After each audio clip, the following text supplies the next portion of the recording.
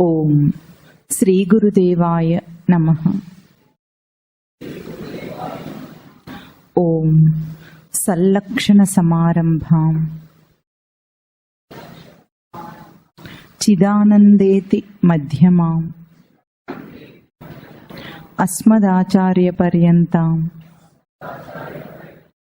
వందే గురు పరంపరాం.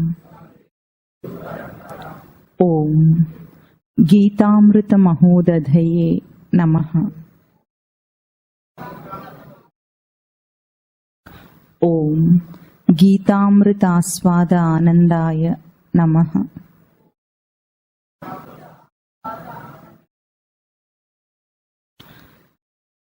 ప్రథమాధ్యాయం 38వ శ్లోకం నుండి చెప్తాను.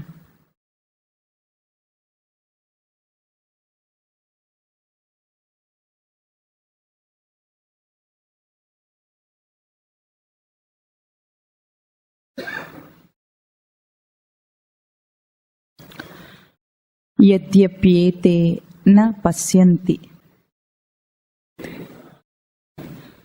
లోభోపహత చేతసః కులక్షయకృతం దోషం మిత్రద్రోహే చ పాతకం కథం న జ్ఞేయం అస్మాభిః పాపాదస్మాన్ నివర్తితుం కులక్షయకృతం దోషం ప్రపశ్యద్భిర్జనార్దన కులక్షయే ప్రణశ్యంతి కులధర్మాః సనాతనాః ధర్మే నష్టే కులం కృత్స్నం అధర్మో అభిభవత్యుత అధర్మాభిభవాత్ కృష్ణ అధర్మాభిభవాత్ కృష్ణ ప్రదుష్యంతి కులస్త్రియః స్త్రీషు దుష్టాసు వార్ష్ణేయ జాయతే వర్ణసంకరః సంకరో నరకాయైవ కులఘ్నానాం కులస్య చ పతంతి పితరో హ్యేషాం లుప్తపిండోదక క్రియాః దోషైరేతైః కులఘ్నానాం వర్ణసంకరకారకైః ఉత్సాద్యంతే జాతిధర్మాః కులధర్మాశ్చ శాశ్వతాః ఉత్సన్న కులధర్మాణాం మనుష్యానాం జనార్దన నరకే నియతం వాసః భవతీత్యనుశుశ్రుమ. ఈ శ్లోకాలు ఈరోజు మననం చేయాలి. మనం అయోమయ స్థితి నుండి అగాధంలోకి వెళ్ళిపోతోంది అర్జునుడి యొక్క స్థితి. అటువంటి మాటలు ఈరోజు మనకు వినిపిస్తున్నాయి. అగాధం అంటే ఏమిటి? ఒక లోతైన దూరం. అగాధం అంటే ఆ లోతైన దూరం. దేని నుండి అంత లోతుగా దూరంగా వెళ్ళిపోతున్నాడు అర్జునుడు అంటే తన స్వరూపం నుండే జారిపోతున్నాడు. అంటే అయోమయ స్థితిలో విచక్షణను పూర్తిగా కోల్పోయి కల్పించుకున్న ఊహాగానాలు చేయటం అంటారా? ఆ పదాలు తెలుసా మీకు? అట్లా ఉన్నాయి అర్జునుడి మాటలన్నీ. ఇప్పుడు ఏమేమో ఊహించుకుంటున్నాడు అన్నమాట. ఎందుకు అట్లాంటి ఊహ ఎప్పుడు వస్తుంది అంటే మనిషికి ప్రతిసారి కూడా 2 అనుభవాలు కలుగుతూ ఉంటాయి ప్రతి ప్రవర్తనలో. ఒకటేమో తానేమో అభౌతిక స్వరూపుడు, అభౌతిక స్వరూపంతోనే బయటంతా ప్రవర్తన చేస్తూ ఉంటాడు. లోపల అభౌతిక రూపంలో ప్రవర్తన జరిగి ఆ తర్వాత బయటికి వస్తుంది. ఇది సత్యం. తన అనుభవంలో అది ఎప్పటికీ తెలుస్తూ ఉంటుంది. అట్లా కాకుండా ఇంకొకటి ఏమొస్తుంది, తనకు స్థూల రూపంలో విషయాలన్నీ కనిపిస్తున్నాయి, బయటంతా కనిపిస్తుంది, సంఘటనలన్నీ కనిపిస్తున్నాయి. ఇది తనకు సత్యం వలె కనిపిస్తుంది అనాలి. సత్యం కాదు అది, కానీ ఎట్లా కనిపిస్తుంది? సత్యం వలెనే కనిపిస్తుంది. ఇప్పుడు మనం ఫోటో తీసుకున్నాం అనుకోండి, మన రూపం ఎట్లా కనిపిస్తుంది? ఇమేజ్ ఫార్మాట్, ప్రతిబింబ రూపంలో కనిపిస్తుంది. అది మనలాగానే ఉంటుందా లేదా? అచ్చంగా మనలాగానే ఉంటుంది. మనం చూసి కూడా ఏమంటాం, ఇది నేను అంటామా? గ్రూప్ ఫోటోలో ఉందనుకోండి, ఇక్కడ ఇది నేను అంటుంటాడు. అది వాడా? కాదు, అది ప్రతిబింబం. ఆ ప్రతిబింబం కూడా అచ్చం తనలాగానే ఉండి తనని ఎట్లా భ్రాంతిలో మభ్య పెడుతుందో, అట్లాగే మనకు స్థూల రూపంగా కనిపించే ఈ లోకంలోని విషయాలు, విషయ జగత్తంతా కూడా ప్రతిబింబ రూపం. లోపల ఇప్పుడు ఇమేజ్ ఎట్లా వచ్చింది, ప్రతిబింబం ఎప్పుడు వస్తుంది? ఒక బింబం ఉంటే దానికి ఒక ప్రతిబింబం ఏర్పడుతుంది, అంతే. మనం ఉన్నాం కాబట్టి మనకు ఒక ఫోటో వచ్చింది, మన రూపం కాబట్టి. అట్లాగే లోపల ఒక అభౌతికమైన స్వరూపం ఉంది, దానికి ప్రతిబింబంగా బయట ఒక విషయ జగత్తు కనిపిస్తోంది. ఈ రెండింటి మధ్యలో నిరంతర ఒక సంఘర్షణ జరుగుతూ ఉంటుంది మనిషికి. దీన్ని ఏమంటాం? అభౌతిక స్వరూపాన్నేమో సూక్ష్మమైందంటాము, బయట కనిపించేదాన్ని స్థూలమైందంటాం. ఈ రెండింటి మధ్యలో సంఘర్షణలో ఉన్నాడు ఇక్కడ అర్జునుడు. ఏది సత్యమో ఏది అసత్యమో తెలుసుకోలేని ఒక అయోమయ స్థితిలో ఉన్నాడు అర్జునుడు. ఇటువంటి ఒక విపత్కర పరిస్థితులు వచ్చినప్పుడు మనకు కూడా లోకంలో సాధారణంగా మనుషులకు రెండు అవకాశాలు ఉంటాయి. ఒకటేమో ఆత్మ పరివర్తన వైపు వెళుతుంటుంది, ఒక దిశ, ఒక దారి. ఇంకొక అవకాశం ఏం చేస్తుంది? ఆత్మఘాతం అంటాం దాన్ని. అంటే ఆత్మహింసకు వెళుతూ ఉంటుంది, తనను తానే హింసించుకునే దారిలో వెళుతుంటాడు. అంటే కష్టం వచ్చినప్పుడు అయితే తనను హింసించుకుంటాడు మనిషి. డిప్రెషన్ అంటాం మనం, ఇట్లాంటి భావాలు వస్తాయి. లేదా ఏమవుతుంది, దాని నుండి ఒక మంచి విజ్ఞానాన్ని, గుణపాఠాన్ని పొంది ఆత్మ పరివర్తన అయిపోతుంది మనిషికి. ఈ రెండు దారులలో ఇప్పుడు ఒక కృష్ణ పరమాత్మ లాంటి వ్యక్తిని ఆశ్రయించి, వ్యక్తి కాదు ఒక స్వరూపాన్ని ఆశ్రయించిన అర్జునుడికి అది తప్పకుండా ఆత్మ పరివర్తనకే దారితీస్తుంది. కానీ ఇంకా స్వామి వింటున్నాడు అంతే, ఏం మాట్లాడటం లేదు. అప్పుడు అర్జునుడి మాటలు ఎట్లా ఉన్నాయి? ఆత్మఘాతుకంగా ఉన్నాయి. అంటే తనను తాను హింసించుకునే మాటలు మాట్లాడుతున్నాడు అర్జునుడు ఇక్కడ. ఈ స్థితి మనందరికీ కూడా కలిగే స్థితి. అంటే మనకు ఇక్కడ అర్జునుడికి ఉన్నది ఏమిటి? తన వారందరూ ఎదురుగా నిలబడి ఉన్నారు, యుద్ధం చేయవలసిన అవసరం ఉంది. అటువంటి స్థితులు చిన్న చిన్న విషయాల్లో మనకు వస్తాయి. అంటే మన వ్యక్తిత్వానికి ప్రతికూలమైన ఒక సందర్భం వస్తుంది, ఆ సందర్భంలో మనం ఎట్లా ప్రవర్తిస్తాము, ఇవన్నీ మనకెప్పుడు వచ్చే స్థితిగతులే. అటువంటి వాటితో పోల్చుకోవాలి. అది కురుక్షేత్ర యుద్ధం ఇక్కడ జరగబోతుంది. ఇక్కడ ఇప్పుడు ఏమంటున్నాడంటే అర్జునుడు ఇంతవరకు ఏమన్నాడు? వీళ్ళందరూ కూడా ఆతతాయినులు అన్నాడు వాళ్ళని. గుర్తుందా మీకు? ఆతతాయినులు అనే పదానికి మనం చెప్పుకున్నాం, అంటే విపరీతమైన పాపములను చేసేవాళ్ళు ఆతతాయినులు. అటువంటి ఆ ఆతతాయినులను ఏమంటున్నాడు? మనవాళ్ళు అంటున్నాడు, నా కులం అంటున్నాడు. ఇప్పుడు అంటాడు చూడండి, ఇప్పుడు ఏమంటున్నాడంటే యద్యపి ఏతే న పశ్యంతి లోభోపహత చేతసః. ఏతే వీరందరికీ కూడా ఒకవేళ వాళ్ళందరూ చూడలేకపోతున్నారు, నా పశ్యంతి ఏమిటి? వాళ్ళ ఎందుకు చూడలేకపోతున్నారు? సత్యం ఏమిటంటే అక్కడ ఏం జరగబోతుంది? కులక్షయకృతం దోషం మిత్రద్రోహేచ పాతకం. రెండు అవాంతరాలు జరుగుతాయట వీరు యుద్ధం చేస్తే. ఏమిటా రెండు? ఒకటేమో కులక్షయం, అంటే కులనాశనం అవుతుంది, మొత్తం కులమంతా సర్వనాశనం అవుతుంది. ఆ దోషం ఒకటి జరగబోతోంది. అది కాక మిత్రద్రోహేచ పాతకం, మిత్రద్రోహం జరగబోతోంది ఇక్కడ. దాన్ని వీళ్ళందరూ చూడలేకపోతున్నారు. ఎందుకు? వాళ్ళ బుద్ధి చిత్తం ఎట్లా ఉంది? లోభోపహత చేతసః. వాళ్ళు స్వార్థంతో కూడిన బుద్ధితో ఉన్నారు కాబట్టి యుద్ధం జరిగితే ఇంత గొప్ప నష్టం అవుతుందని వాళ్ళకి తెలియటం లేదు. అప్పుడు కథం న జ్ఞేయం అస్మాభిః, మనకెట్లా తెలియద్దు? మనకన్నా తెలియద్దా? వాళ్ళకి తెలియలేదు, తెలియట్లేదు. మనకన్నా తెలియద్దా? మాధవ బావా అంటున్నాడు, మాధవ అంటున్నాడు. ఇంత చనువుగా మాట్లాడుతున్నాడంటే అక్కడ బావానే అంటున్నాడు. ఇంకా కాసేపు అయితే ఆ తర్వాత తెలుస్తుంది బావ కాదు అక్కడ ఉంది ఎవరని.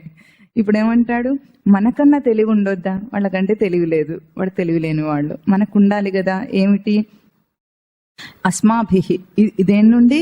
ఈ మహత్ పాపం నుండి, పాపాదస్మాని గొప్ప పాపం నుండి బయటపడటం మనకన్నా తెలియాలి కదా, వాళ్ళకంటే తెలియట్లేదు. ఇదేమిటంటున్నాడు? దీన్ని పాతకం అంటున్నాడు, గొప్ప పాపం అంటున్నాడు దీన్ని. ఈ యుద్ధం జరిగితే కలిగే పరిణామాన్ని గొప్ప పాపం అంటున్నాడు. ఈ పాపం నుండి బయటపడటం మనకన్నా తెలియాలి కదా, చేయకుండా ఉండటం వాళ్ళకంటే తెలియటం లేదు. వాళ్ళు స్వార్థ బుద్ధితో ఉన్నారు కాబట్టి, మనము చాలా గొప్ప బుద్ధితో ఉన్నాం కాబట్టి మనకన్నా తెలియాలి అని అంటున్నాడు. ఎందుకు? మనం చూస్తున్నాం కదా, ప్రపశ్యద్భిః కులక్షయకృతం దోషం ప్రపశ్యద్భిః. మనం అది చూస్తున్నప్పటికీ మనకెట్లా తెలియకుండా పోతుంది? వాళ్ళు చూడలేకపోతున్నారు. అంటే ఒక స్వార్థ పురుషుడికి జరిగే పరిణామం అర్థం కాదు, వివేకం ఉన్నవాడికి అర్థమవుతుంది. ఇప్పుడు అర్జునుడు ఏమంటున్నాడు, మనకు వివేకం ఉంది కాబట్టి, మనకు తెలివి ఉంది కాబట్టి మనం అర్థం చేసుకోవాలి, మనం ఎట్లా యుద్ధం చేస్తాము అంటున్నాడు. ఇప్పుడు కొత్త పదాలను ఈరోజు పట్టుకొస్తాడు. కులమని, కుల ధర్మాలని, జాతి ధర్మాలని, కొన్ని కొత్త పదాలని పట్టుకొస్తాడు ఇవాళ అర్జునుడు. అంటే ఒక అయోమయంలో ఉన్న వ్యక్తి ఆ సంఘటన నుండి ఎన్ని అల్లుకుంటాడు, జరగబోయే వాటిని ఊహించుకొని కల్పించుకొని అల్లుకుంటూ ఉంటాడనమాట. అది ఎందుకు అల్లుకుంటాడంటే ఇప్పుడు ముందేమంటున్నాడు, కులక్షయం జరుగుతుంది అంటున్నాడు. మొదటి దోషం ఏమిటట, కులక్షయం. ఎవరి కులము? కౌరవ కులక్షయం జరుగుతుంది అక్కడ. ఎందుకు? యుద్ధం జరిగితే అందరూ చచ్చిపోతారు కాబట్టి కులక్షయం అవుతుంది. ఇప్పుడు దాన్ని ఏమంటున్నారు, తన కులం అంటున్నాడు దాన్ని, ఆ కౌరవ కులాన్ని. కులం అంటే ఏమిటి చెప్పండి?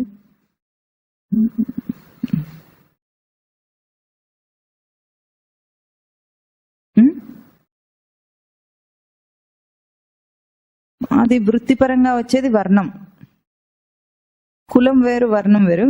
కులాలు ఉంటాయి, వర్ణాలు ఉంటాయి. వర్ణాశ్రమ ధర్మాలు అంటాం కదా మనం, అది కూడా వస్తుంది కింద. వర్ణాల గురించి చెప్తాడు, కులాల గురించి చెప్తాడు, అన్ని చెప్తాడు. కులం అంటే ఇన్ని కులం, కాస్ట్ ఏం తెలుసు? కులం అంటే కులం, ఈ కులంలో పుట్టాము, ఆ కులంలో పుట్టాము అని అంటాడు కదా, అటువంటివి కులాలు అని అంటున్నాం. ఆ కులం అన్న పదానికి అర్థం ఏమిటంటే కుల సంస్థ అనే ధాతు, కూడి ఉండుట, చేరుట అని అర్థం. ఇక్కడ కౌరవులతో చేరి కౌరవులను మన కులం అంటున్నాడు అర్జునుడు. ఎప్పుడైనా కౌరవుల కులము పాండవము ఒక్కటైనయా? ఎవరితో చేరుతాం మనం? ఇంకొక పదం కూడా వాడాడు, మిత్ర పదం వాడాడు అక్కడ. ఒకటేమో అక్కడ ఎవరెవరు ఉన్నారు యుద్ధం చేయటానికి? మన కులం వాళ్ళైన కౌరవులు, కౌరవులకు సపోర్టుగా వచ్చిన వాళ్ళందరూ మిత్రులు, మిత్రదేశ రాజులందరూ వచ్చారు కాబట్టి వాళ్ళు ఎదురుగా వాళ్ళందరూ ఉన్నారు. ఇప్పుడు కులమన్నా మిత్రులన్నా కూడిన వాళ్ళు. మిత్రులు అన్నప్పుడు మనం ఏమిటి, ఒకే రకమైన స్నేహం స్వభావం కలిగిన వాళ్ళు కూడతారు కాబట్టి, చేరుతారు కాబట్టి దాన్ని మిత్రత్వం అంటాం మనం. ఇప్పుడు చెప్పండి, అక్కడ కౌరవులకు పాండవులకు ఎప్పుడైనా చేరిక కుదిరిందా? పుట్టుక నుండి కూడా వాళ్ళు వేరు గుణాలతో ఉన్నారు, వీళ్ళు వేరే గుణాలతో ఉన్నారు. అంటే ఇక్కడ అర్జునుడు ఏం చేస్తున్నాడంటే, పాండవము అని తనకొక ప్రత్యేక లక్షణం ఉంది, పుట్టుకతోనే ఉంది. పాండవం అంటే ఏం చెప్పుకున్నాం మనము? వివేక లక్షణాలు కలిగి ప్రవర్తించేవాడు పాండవుడు అని చెప్పుకున్నాం. అది పుట్టుకతోనే తనకు ఆ ప్రత్యేకత ఉండి దాన్ని మరిచిపోయి ఏం చేస్తున్నాడు, ఇప్పుడు కౌరవ వంశానికి చెందిన వాడిని నేను అనుకుంటున్నాడు. ఇది కులం అంటున్నాడు. ఇప్పుడు ఎప్పుడైనా ఏ లక్షణాల్లోనైనా కౌరవులకు పాండవులకు సమన్వయం కుదిరిందా? ఇంతవరకు కుదరలేదు. ఎందుకు? పుట్టుకతోనే వీళ్ళందరూ దేవతా వరాలతో పుట్టిన వాళ్ళు, దివ్యమైన లక్షణాలు కలిగిన వాళ్ళు పుట్టుకతోనే ఒక అక్రమ వరుసలో వచ్చిన వాళ్ళు ఎప్పుడూ కూడా వీళ్ళకి నష్టం చేయాలనే చూస్తున్నారు. అందుకే వెనక శ్లోకంలో ఏమన్నాడు, వీళ్ళు ఆతతాయినులు అన్నాడు. ఆతతాయినులు అంటే ఎటువంటి వాళ్ళు అంటే మహాపాపం చేస్తారు. ఇంకా ఎట్లా చేస్తారంటే, మనం వాళ్ళ జోలికి వెళ్ళకపోయినా సరే మనకు నష్టం కలిగిస్తారు వాళ్ళు. పోనీ మనం వాళ్ళ జోలికి వెళ్లకుండా ఉందామని అనుకున్నా కూడా అప్పుడు కూడా వదిలిపెట్టారు. అట్లాగే కదా జరిగింది కథలో కూడా. వీళ్ళు వాళ్ళ జోలికి వెళ్ళినా వెళ్ళకపోయినా పాండవులకు ఎప్పుడు నష్టం కలిగించే ప్రయత్నమే చేస్తున్నారు కౌరవులు. అటువంటి వాళ్ళ ఈ కులక్షయం జరిగిపోతుంది అని అక్కడ బాధపడుతున్నాడు అర్జునుడు. ఎందుకు? ఆ బాధ వాళ్లకు లేదు. దుర్యోధనాదులు చచ్చిపోతామని వాళ్ళేం ఏడవటం లేదు. ఇప్పుడు ఏం చేస్తున్నాడు అర్జునుడు? ఏడుస్తున్నాడు వాళ్ళు చచ్చిపోతారని. ఎందుకు ఏడుస్తున్నాడు? అది లేకపోతే అది నాదే అని అనుకుంటున్నాడు. ఒక విషయం ఆలోచించండి, తనలోనే ఉన్న ఒక అంశం తనను పీడిస్తుంది అనుకుందాం. ఉదాహరణకి ఇప్పుడు ఒక వైరస్ సోకింది మనకు. ఆ వైరస్ సోకితే మన దేహంలోకి కదా ప్రవేశిస్తుంది. అది మన దేహంలోనే ఉంటుంది. దాన్ని మనము మన దేహంలోనే కదా ఉంది, పోనీలే ఏమవుతుంది, దాన్ని కూడా బతకనిద్దాం అని అనుకుంటారు ఎవరన్నా? చెప్పండి. అనుకోడు. ఎందుకు అనుకోడు? వైరస్ ఎటువంటిది? మనం దాన్ని ఏమన్నా అనకపోయినా అది మనకు హాని కలిగిస్తుంది. అది వృద్ధి చెందిందంటే మనకు హాని కలిగిస్తుంది. అది ఆతతాయిన వైరస్ ఏమిటి? ఆతత అయినా మనం ఏమనకపోయినా మనకు సోకి మనకు నష్టం కలిగిస్తుంది. దాన్ని ఎవరైనా ఉంచుకొని పోషించాం అనుకుంటారా? అనుకోరు. ఎందుకు? దాన్ని పోషిస్తే అది తనను మింగేస్తుంది కాబట్టి. ఇప్పుడు అటువంటి కౌరవ లక్షణాన్ని కూడా ఒక భ్రాంతిలో ఏమనుకుంటున్నాడు, తనది అని అనుకొని దాన్ని ఇప్పుడు పోషించే ప్రయత్నం చేస్తున్నాడు అర్జునుడు. అయితే ఇక్కడ అర్జునుడు చేస్తున్న ముఖ్యమైన దోషం ఏమిటంటే, స్వామి దృష్టి ఏమో అక్కడ దుర్యోధనాదులనే వ్యక్తులని చంపాలని కాదు, దుర్యోధనుడి యొక్క దుష్టత్వమును నాశనం చేయాలని. అంటే ఇప్పుడు మనం మొదట్లో చెప్పుకున్నాం, కౌరవ భావము పాండవ భావము అన్ని ఒక వ్యక్తిలోనే ఉంటాయి. అందులో ఉన్న నిరంతర సంఘర్షణలో తనలోని కౌరవ భావాన్ని నాశనం చేయటం, యుద్ధం చేసి దాన్ని సమూలంగా నిర్మూలించటం కురుక్షేత్ర యుద్ధం అని చెప్పుకున్నాం. దాన్ని ఒక భౌతిక రూపంలో చూపించినప్పుడు వ్యక్తుల రూపంలో మనకు కథలో కనిపిస్తుంది, కానీ అది నిజంగా వ్యక్తులని కాదు, అది మామూలు యుద్ధము కాదు. అటువంటి దాన్ని స్థూల రూపంలో చూస్తున్నాడు ఇప్పుడు అర్జునుడు. స్థూల రూపం అంటే సూక్ష్మ రూపాన్ని వదిలేసి ఎప్పుడైతే స్థూల రూపానికి వెళ్ళిపోయాడో అప్పుడు అది వ్యక్తులలాగా కనిపిస్తుంది. దుష్టమైన లక్షణంలాగా కనిపించటం లేదు ఇప్పుడు అర్జునుడికి, దుష్టమైన వ్యక్తులలాగా కనిపించి వ్యక్తుల మీద మనం దాడి చేస్తున్నాం అనుకుంటున్నాడు. అక్కడ స్వామి ఉద్దేశం ఏమిటి? దుష్టత్వం పైన మనం దాడి చేస్తున్నాం. మనిషి వ్యక్తిగతంగా మనకేం పగ కాదు, దుష్టులని నిర్మూలించాలి అనేది. అది కూడా చూసుకోకుండా అర్జునుడు ఏమంటున్నాడు ఇప్పుడు, మనకన్నా బుద్ధి ఉండొద్దా ఈ యుద్ధం చేయటానికి అంటున్నాడు. ఇంకొక పదం ఏం వాడుతున్నాడు? మిత్రద్రోహే చ పాతకం అంటున్నారు. మిత్రద్రోహం అనే మహాపాపమును చేస్తామట మనం ఇప్పుడు యుద్ధం చేస్తే. ఇదివరకు ఎప్పుడైనా ఇట్లాంటి మాటలు అన్నాడా అర్జునుడు? ఎన్నో యుద్ధాలు చేసి ఉంటాడు, ఎంతో మందిని జయించి. అప్పుడు వాళ్ళు ఇంద్రప్రస్థ రాజ్యాన్ని అప్పుడు ఏమిటి రాజసూయ యాగం చేసినప్పుడు ఎన్నో రాజ్యాలను జయించాడు. అప్పుడు ఇటువంటి మాటలు అన్నాడా? అనలేదు. ఇప్పుడు ఏమంటున్నాడు? మిత్రద్రోహం చేస్తామట. మిత్రులు ఎవరుంటారండి మనకు? ఎవరితో మనకు మిత్రత్వం స్నేహం ఏర్పడుతుంది ఎప్పుడైనా? ఒకేలాంటి స్వభావం గల వాళ్లతో మనం స్నేహం చేస్తాం, అది మిత్ర లక్షణం. ఇప్పుడు ఒకేలాంటి స్వభావం అక్కడ లేదు. వాళ్ళందరూ కూడా దుష్టత్వానికి అండగా నిలిచిన వాళ్ళు. ఎవరైతే రాజులందరూ మిత్రరాజులందరూ వచ్చారో, మిత్రదేశాల రాజులందరూ వచ్చారో మిత్రదేశాల అండగా నిలిచిన వాళ్ళందరూ కూడా ఎటువంటి స్వభావం? దుష్ట స్వభావం గల వాళ్ళు గనుకనే కౌరవ సైన్యంలో ఉన్నారు. ఇప్పుడు వాళ్ళని మిత్రులు అంటున్నాడు. ఇంకా ఏమంటాడు? వాళ్ళకి ద్రోహం చేస్తున్నాను అంటారు. ద్రోహం అంటే, ద్రోహం అన్న పదం మనం ఎప్పుడు వాడతాం? ద్రోహం చేశాడు నాకు కానీ. నమ్మక ద్రోహం అన్న పదం వాడతాం కదా మనం. నమ్మక ద్రోహం ఎప్పుడు అంటాం? నమ్మించి వాడిని మోసం చేస్తే నమ్మక ద్రోహం అంటాం. కానీ ఇక్కడ ఏమన్నా నమ్మించి ద్రోహం చేస్తున్నారా? అందరూ ఇష్టపడి యుద్ధానికి వచ్చారా? ఇష్టపడే యుద్ధానికి వచ్చాడు. ఇష్టపడి యుద్ధానికి వచ్చినప్పటికీ దాన్ని నమ్మక ద్రోహం అంటున్నాడు అర్జునుడు. నిజానికి కౌరవులు చేసింది నమ్మక ద్రోహం. వాళ్ళు ఆటాడుదాం రమ్మని జూదమాడటానికి పిలిచి వాళ్ళ ఇంటెన్షనే వీళ్ళ రాజ్యాన్ని తీసేసుకోవాలని, వాళ్ళని ఓడించాలని మాయాపాచికలు ఏర్పాటు చేసుకుని దాంతో ఆడినప్పుడు నమ్మక ద్రోహం అదా ఇదా? ఎవరు చేశారు నమ్మక ద్రోహం? కౌరవులు చేశారు. అది కూడా మర్చిపోయి వాళ్ళ జట్టులో చేరిపోయి ఇప్పుడు అదే నా కులం అంటూ చేరిపోయామంటాడు. నమ్మక ద్రోహం చేస్తాం, మిత్రద్రోహం చేయబోతున్నాం మనం, ఇది మహాపాతకం అంటున్నాడు. పాతకం అంటే పాపం. పాపం అంటే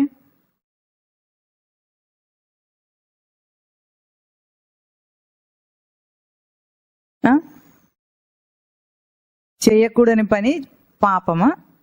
చేయకూడని పని అంటే ఏం పని చేయకూడనిది? అధర్మం అంటున్నారు. ఇంకో పదం కొత్తది పెట్టుకొచ్చి ఆగండి, ఎందుకంటే మీలాగా అర్జునుడు కూడా కొన్ని పదాలన్నీ కింద చెబుతాడు. అధర్మము, జాతి ధర్మాలు అన్నీ వస్తాయి కింద. అంత చక్కగా పాపంలో పాపమే పెడతాం మనం, వేరే పదం పెట్టుకోకుండా.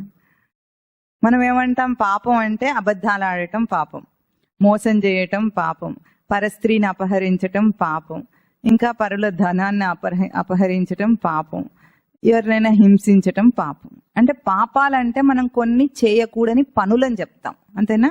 పుణ్యం అంటే చేయతగిన పనులని చెప్తారు మళ్ళీ. అంటే చేయతగిన పనులు ఏమిటి? సత్ప్రవర్తన కలిగి ఉండాలి, అబద్ధం ఆడకుండా సత్యం పలకాలి, దాన ధర్మాలు చేయాలి, ఎవరైనా అవసరం ఉన్న వాళ్ళకి సహాయం చేయాలి, ఇంకా పుణ్యకర్మలు, పూజ, దైవీ కర్మలు చేస్తూ ఉండాలి. ఇటువంటివన్నీ పుణ్యకర్మలేనా? ఎవరికైనా పెళ్లి సంబంధం కావాలంటే కుదిర్చి పెట్టాలి, పుణ్యమే కదా. పుణ్యమే. ఈ అబ్బాయి ఎంత నవ్వుతున్నాడు, పుణ్యమే కానీ పెళ్లి సంబంధం కుదర్చగానే. ఇంకా అటువంటి కొన్ని పనులు చెప్పాం. అంటే మనం ఏం చెప్తున్నాము? పాపం అంటే కొన్ని పనులు చెప్తున్నాము చేయకూడనివని, పుణ్యం అంటే ఇంకో కొన్ని పనులు చెప్తున్నాము చేయతగినవి అని. ఇప్పుడు పాపం అంటే ఏమిటి, పుణ్యం అంటే ఏమిటో మనం చెప్పటం లేదు, పనుల రూపంలో చెప్తున్నాం. అంటే ఏమిటి అసలు? ఆ పదానికి అర్థం ఏమిటి? ఇప్పుడు పాపము పుణ్యము అనే రెండు ప్రవర్తనలు అవి, అవునా? పాపపు ప్రవర్తన, పుణ్య ప్రవర్తన. ఈ రెండు ప్రవర్తనలు బయట చేసే పనులతో చెప్పబడుతున్నాయా, తనతో పోల్చి చెప్పబడుతున్నాయా? చేసేవాడెవడు? తాను. కర్త ఎవరు? పాపానికైనా పుణ్యానికైనా ఒక కర్త ఉన్నాడా లేదా? మనం కర్తతో పోల్చి మాట్లాడకుండా బయట క్రియతో పోల్చి చెప్తున్నాం. ఇది తప్పు. పాపం అన్నా పుణ్యం అన్నా నీకు గాని పనికి కాదు. అబద్ధం ఆడామనుకోండి, ఆ పనిలో అబద్ధానికి పాపం తగులుతుందా? మనకే కదా. అంటే ఇక్కడ కర్తతో పోల్చి చెప్పబడినవి పాప పుణ్యాలు అనేవి.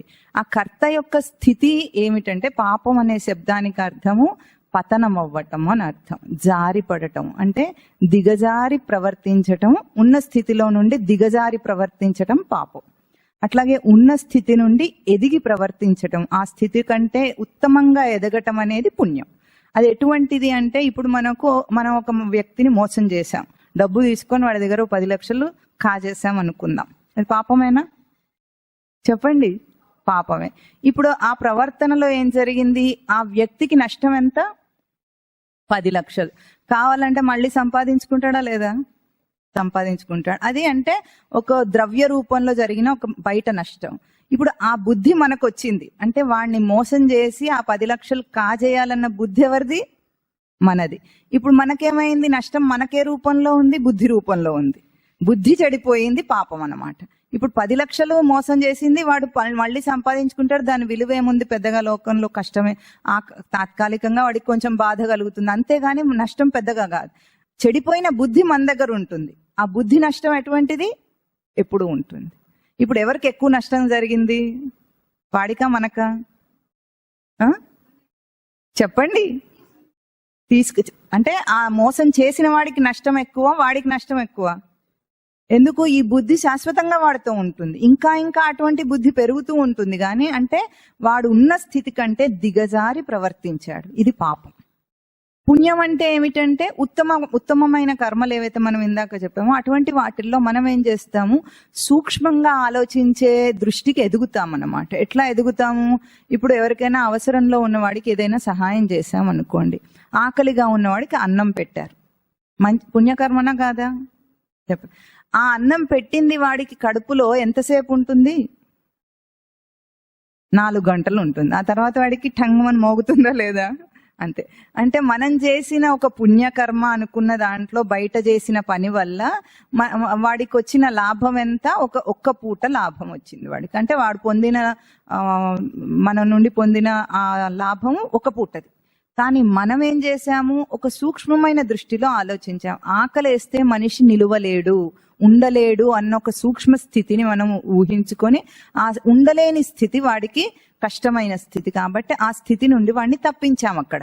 ఇప్పుడు మనము ఉన్న స్థూలంగా ఆకలి అనే దాన్ని సూక్ష్మ విషయంగా ఆలోచించి చేస్తే అది మనం ఎదిగామన్నమాట. అంటే స్థూల దృష్టి నుండి సూక్ష్మ దృష్టికి ఎదిగినప్పుడు దాన్ని పుణ్యం అంటాం. అంటే పాపాలు పుణ్యాలు ఎప్పుడు కూడా బయట పనితో పోల్చి చెయ్యకూడదు. ఎవరితో? కర్తతో పోల్చి పాపము పుణ్యం. అంటే తన స్థితి నుండి తాను దిగజారితే పాపం, తన స్థితిలో తాను ఎదిగితే పుణ్యం. ఇవి పాప పుణ్యాలు. ఇక్కడ ఏమంటున్నాడు? మిత్రద్రోహము, కులక్షయ దోషము అనే ఒక పెద్ద పాపం నుండి మనం చేయబోతున్న దాని నుండి మనం రక్షించుకోవాలట. మనకన్నా తెలియాలి ఆ పాపం చేయకుండా ఉండాలంటున్నాడు. ఇక్కడ అర్జునుడు చెప్తుంది, కులనాశనముకు దుర్యోధనుడిని చంపకుండా ఉంటే కులనాశనం అవుతుందా, చంపితే కులనాశనం అవుతుందా? చెప్పండి. క్యాన్సర్ పుట్టిందనుకోండి దేహంలో, దాన్ని పోషిస్తే కులనాశనం అవుతుందా, దాన్ని చంపేస్తే కులనాశనం అవుతుందా? దాన్ని పోషిస్తే అది మన నాశనం, వినాశనానికి దారితీస్తుంది.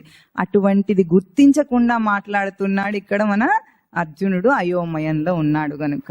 ఇంకా తర్వాత ఎంత అల్లుతాడో చూడండి దీనికి. ఇప్పుడు ఏమంటాడు, ఇక్కడ నుండి వచ్చే శ్లోకాలన్నీ 40వ శ్లోకం నుండి 44వ శ్లోకం దాకా వీటిని ముక్త పదగ్రస్తం అంటారు. ఏమంటారు అంటే ఏమిటంటే, ఒక శ్లోకం యొక్క చివరి పదాన్ని మళ్ళీ వచ్చే శ్లోకం యొక్క మొదటి పదంగా అవుతూ ఉంటుంది. అట్లాంటి శ్లోకాలు వస్తాయి. ఇవన్నీ అల్లికలు అనమాట, అర్జునుడి అల్లిక. ఇప్పుడు అట్లా అయితే ఏమవుతుందో చెప్తున్నాడు.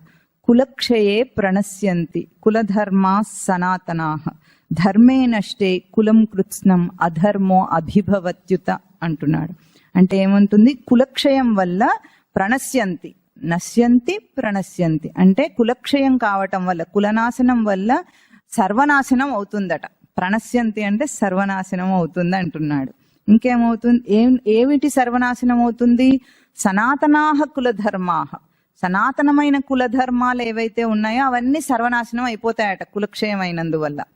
ఆ ధర్మం నష్టమైనందువల్ల, ధర్మే నష్టే కులం కృత్స్నం, మొత్తం కులం అంతా కూడా అధర్మో అభిభవత్యుత, అధర్మం పాలైపోతుంది, ధర్మం నష్టమైపోతుంది. కులనాశనం వల్ల కులధర్మం నాశనం అవుతుంది, కులధర్మం నాశనమైనందువల్ల అధర్మ పాలన వచ్చేస్తుంది, అధర్మ వశమైపోతుంది అని అంటున్నాడు ఇక్కడ అర్జునుడు. ధర్మాధర్మాల వివేకం చేస్తున్నాడు అర్జునుడు ఇప్పుడు వచ్చి. ఇప్పుడు మనం మాట్లాడుకుందాము ఏవి కులధర్మాలో మనకు అర్థం చేసుకోవాలి. ఎందుకంటే సనాతనాః కులధర్మాః అంటున్నాడు, ప్రణశ్యంతి. సనాతనమైన కులధర్మాలన్నీ నాశమవుతాయట. కులధర్మాలంటే మీకు తెలుస్తుందా? లోకంలో వాడతారు కదా కులధర్మం అనే పదం, వాడరా? ఒక్కొక్క కులానికి చెందిన వాళ్ళల్లో వాళ్ళ కులధర్మాల ఆచార వ్యవహారాలు ఉంటాయా? వాటినే కులధర్మాలు అంటారు. ఇప్పుడు ధర్మం అంటే ఏమిటో మనం ఒక్కసారి చెప్పుకున్నాం, ఎవరికైనా గుర్తుందా? ధర్మం అనే పదానికి అర్థం మొదట్లోనే చెప్పుకున్నాం, ధర్మక్షేత్రే కురుక్షేత్రే అని చెప్పుకున్నాం. ధర్మం అంటే ఏమిటి? ఎవరుది చెప్పండి. ధారణాయ శక్యమితి ధర్మ అంటే ధరించుటకు శక్యమైందేదో అది ధర్మం అని మనం చెప్పుకున్నాం. అది ధర్మ శబ్దానికి నిర్వచనం. ఇక్కడ కులధర్మం అన్న ఒక పదాన్ని తీసుకొచ్చాడు అర్జునుడు. మనిషికి ఎన్ని ధర్మాలు ఉంటాయి?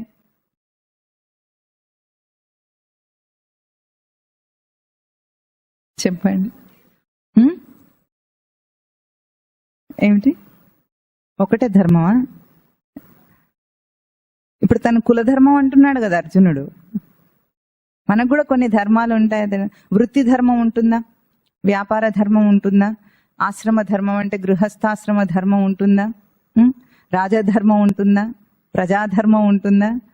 ఇంకెన్ని ధర్మాలు ఉంటాయి? ఎన్ని కల్పించుకుంటే అన్ని ఉంటాయి. అవునా? మనకు అన్ని ధర్మాలే కదా. ధర్మం అనుకునే బ్రతుకుతుంటాడు. అంటే పుట్టుక దగ్గర నుండి చనిపోయేదాకా మనిషి ఎన్నో ధర్మాలను మోస్తూ బ్రతుకుతూ ఉంటాడు. ఇటువంటి ఈ ప్రస్తావన ఇక్కడ తీసుకొచ్చాడు కాబట్టి అర్జునుడు స్వామి చక్కగా ఏం చేశాడు, భగవద్గీత అంతా బోధించిన తర్వాత, భగవద్గీత బోధ పూర్తి అవ్వటమే దేంతో చేశాడంటే ఒక శ్లోకం ఏం చెప్పాడు చెప్పండి. సర్వధర్మాన్ పరిత్యజ్య మామేకం శరణం వ్రజ అహం త్వా సర్వపాపేభ్యో మోక్షయిష్యామి మా శుచః. మోక్షయిష్యామి మా శుచః.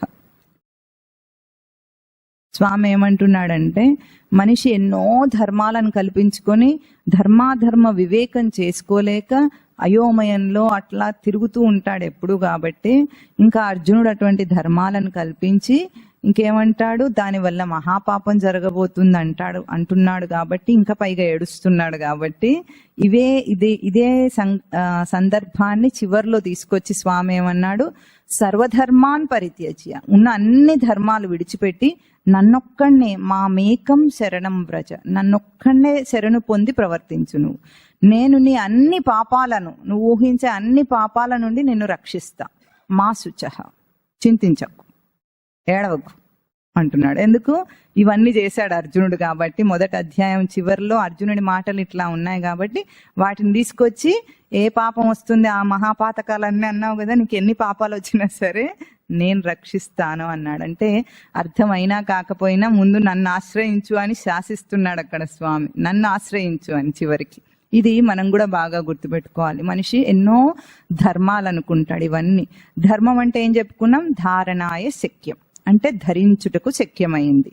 ఇలా ధరించుట అంటే ఎప్పుడు ఉండాలి, ఒకప్పుడు ఉండి ఇంకొప్పుడు లేకపోతే అది ధర్మం అనిపించుకోదు. ఇప్పుడు చెప్పండి, వృత్తి ధర్మం ఉంది. వృత్తి ధర్మాన్ని ఆచరించేటప్పుడు వేరే అన్ని ధర్మాలను పక్కన పెడతాడా లేదా? కాసేపు పక్కన పెట్టాల్సి వస్తుందా లేదా? పెట్టాలి.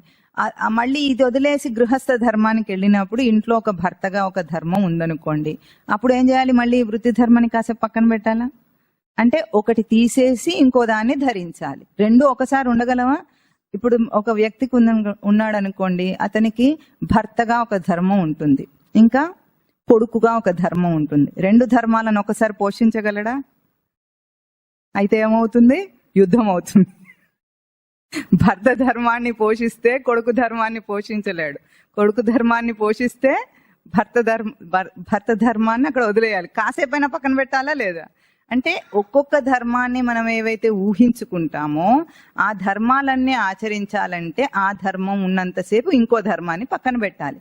అట్లా పెడుతున్నవన్నీ ధర్మాలు ఎట్లా అవుతాయి? అవి ధర్మాలే కాదు కదా. ఆ ధర్మం నష్టం అవుతుందని చెప్పడానికి ఆ ధర్మమే కాదు ముందు, అది ఎట్లాగో నాశనం అవుతుంది. ఇప్పుడు అర్జునుడు చంపకపోతే కౌరవులు చచ్చిపోరా? కులనాశం కాదా? ఎప్పటికైనా అవుతుంది. అయినా సరే అందరు కూడా లోకంలో ఎట్లా ఉంటారంటే నా వంశం అంటారు. ఇదో పెద్ద ఇక్ష్వాకు వంశం అయినట్టు ఆ వంశానికి వంశోద్ధారకుడు లేకపోతే ఏదో లోకానికి నష్టం వస్తుందన్నట్టు అనుకుంటుంటారు.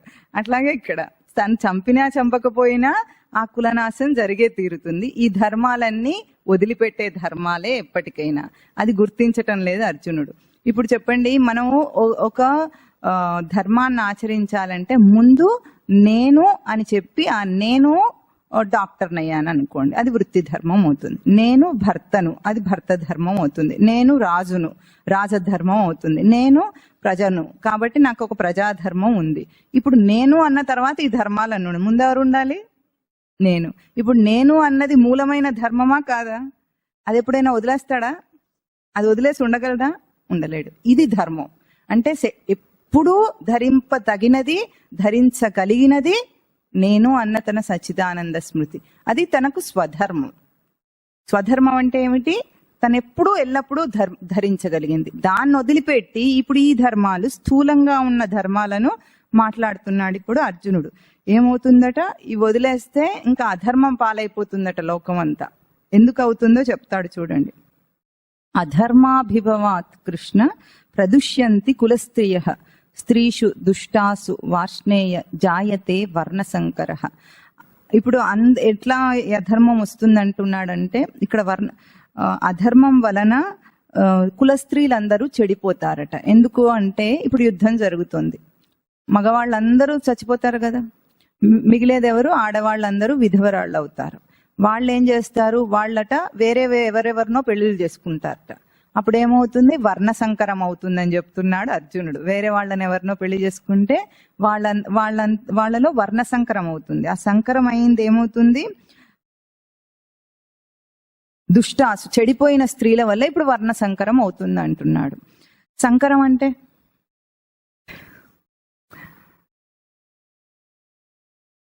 శంకర జాతి వెధవ అని తిడతారా?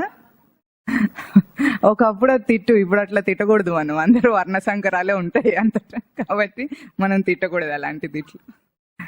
ఎందుకయింది ఆ కామన్? ఎందుకయిందంటే చేతగాక ఏం చేస్తారు చెప్పండి, అందుకంటే నోరు మూసుకోవడం కంటే వేరే దారి లేక సంకరాన్ని ఒప్పుకున్నారు. ఒప్పుకొని కొన్నాళ్ళకి అది మామూలు అయిపోయింది. ఒకప్పుడేమో అట్లా పిల్లలు ఏదైనా వర్ణ సంకరం అట్లాంటి ఇంటర్ కాస్ట్ మ్యారేజెస్ చేసుకుంటే పెద్దవాళ్ళు కొంచెం ఆక్షేపణ చేసి వాళ్ళు కొంచెం బెట్టు చేసి మాట్లాడకుండా ఉండేవాళ్ళు. ఇప్పుడు ఏమైంది, సరే నువ్వు మాట్లాడకపోయినా నాకేం నష్టం లేదనుకుంటున్నారు పిల్లలు. ఇంకా పోనీ మాట్లాడితే పిల్లలన్నా దగ్గర ఉంటారు, మనం చూసుకుంటారని వీళ్ళు కాంప్రమైజ్ అయిపోయారు. ఇప్పుడు వర్ణ సంకరం చక్కగా అందరి సమాజం చేత ఒప్పుకోబడింది అన్నమాట. సంకరం అంటే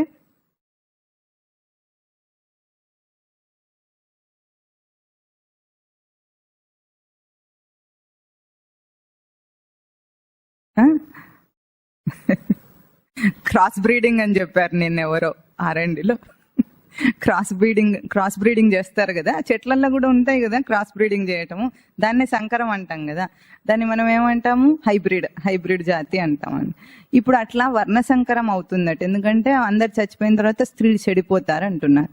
అప్పుడు అర్జునుడు చెప్పిన ప్రకారంగా ఇప్పుడు లోకం అంతా సంకరమే, సంకర జాతి మొత్తం అంతా అందరూ సంకరంలోనే ఉన్నారు. ఇప్పుడు సంకరం అనేది ఏమిటంటే, సంకరం ఎందుకు చేయకూడదు, ఇంటర్ కాస్ట్ మ్యారేజ్ ఎందుకు చేసుకోకూడదు అనుకుంటారు? మీరేమనుకోవట్లేదా? చేసుకోవచ్చా చేసుకోకూడదా? కూడదా? చేసుకోవచ్చు, ఏం నష్టం లేదు. ఎందుకంటే అక్కడ ఒకటే సూత్రం ఏమిటంటే, కోస్తే అందరికీ ఎర్ర రక్తమే వస్తుంది కాబట్టి ఒకటే సూత్రం పెట్టుకొని పెళ్లి చేసేసుకుంటారు. అసలు ఎందుకు వర్ణాశ్రమ ధర్మాలు, కుల వ్యవస్థ ఎందుకు వచ్చిందో తెలుసా మీకు? ఇప్పుడు ఆ వర్ణ సంకరం అవుతుందని చెప్పి వర్ణ పదాన్ని కూడా తీసుకొచ్చాడు కులంతో పాటుగా. వర్ణం అంటే ఏమర్థం? కులం ఒకటి, వర్ణం ఒకటి, రెండు అంటున్నాడు. వర్ణం అంటే చేసే ఒక క్రియలో ఒక విశిష్టతను మనం గుర్తించుట, దాని విలువను గుర్తించుట వర్ణం అంటాం. వర్ణ పదం మనం ఎక్కడ వాడతామంటే ఎక్కువ వర్ణాశ్రమ ధర్మాలు అని వాడతాం. ఒకప్పుడు అవి ఉండేవి లోకంలో. అంటే ఏమిటంటే, ఇప్పుడు ఒక కుమ్మరి వాడు ఉన్నాడు అనుకోండి, కుండలు చేయటంలో అతని నైపుణ్యత కనిపిస్తుంది మనకు. మనం కుండ చేస్తే మనకు వస్తుందా? లేదు.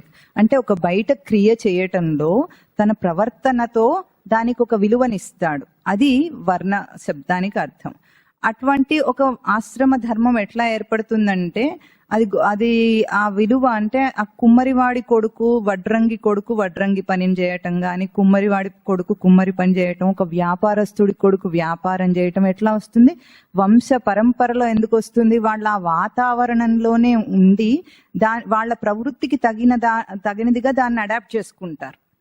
అది వర్ణాశ్రమ వ్యవస్థ నడిచే ఒక విధానం ఒకప్పుడు ఉండేది. ఇప్పుడు ఆ వర్ణాశ్రమ వ్యవస్థనే లోకంలో లేదు. ఎందుకంటే ఇప్పుడు బ్రాహ్మణులు పిల్లలు ఎవరు పౌరోహిత్యం చేయటం లేదు. ఏం చేస్తారు? ఉద్యోగస్తులే అవుతారు. వాళ్ళు ఉద్యోగం లేకపోతే వ్యాపారం చేసుకుంటారు. అట్లాగే వైశ్య కులం ఉన్న వాళ్ళ పిల్లలు వ్యాపారాలే చేస్తున్నారా? చేయటం లేదు. వాళ్ళు కూడా ఉద్యోగమే చేస్తారు, సాఫ్ట్వేర్లే అవుతూ ఉంటారు, సాఫ్ట్వేర్ ఇంజనీర్లు అవుతూ ఉంటారు. ఇంకా వడ్రంగి పిల్లలు ఏమవుతారు? సాఫ్ట్వేర్. ఇంకా కుమ్మరివాడి పిల్లలు ఏమవుతారు? సాఫ్ట్వేర్. అంటే మొత్తం సంకరం అయిపోయి ఉంది కదా ఆల్రెడీ, ఇంకా సంకరం అవ్వటానికి ఇక్కడ ఏం లేదు.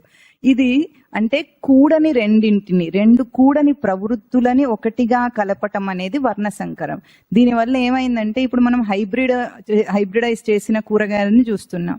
ఒక హైబ్రిడ్ టొమాటో ఉందనుకోండి, అది ఏమైంది? సంకరం చేయటం వల్ల చాలా బాగా నిగనిగలాడేటట్టు కనిపిస్తుంది, ఎంతో ఎర్రగా ముద్దుగా ఉంటుంది. దాని టొమాటో లక్షణాలు ఉండవు దానికి.